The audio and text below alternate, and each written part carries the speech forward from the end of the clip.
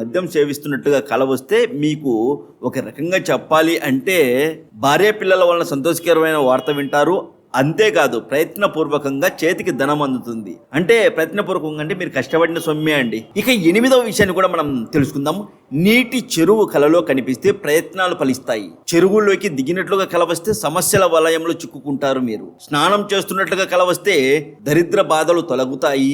కానీ ఆప్తుల మరణ వార్త మాత్రం వినక తప్పదు అని చెప్తుంది కళల శాస్త్రం. ఇక మీకు చెప్పాల్సింది చివరిది ఏంటంటే, నువ్వు కళల గురించి చెప్పావు నాయన, మాకు మంచి కళలు వచ్చాయి, చెడు కళలు వచ్చాయి. మరి చెడు కళలు వచ్చినప్పుడు మేము ఎలాంటి అంటే సమస్య చెప్పావు, పరిష్కార మార్గం ఏంటి అని చాలా మంది అడుగుతూ ఉంటారు. దానికి కూడా మనం సమాధానం అయితే చెప్దాము. ఏంటంటే దుస్వప్నము అంటే చెడు కళలు కలిగినచో మీకు వచ్చినచో ఎవ్వరికీ చెప్పకూడదండి. చాలా మంది ఎగేసుకొని వెళ్ళి చెప్పేస్తూ ఉంటారు పక్క ఇంటి వాళ్ళకు, ఎదురింటి వాళ్ళకు, ఇంట్లో వాళ్ళకు, వాళ్ళకి.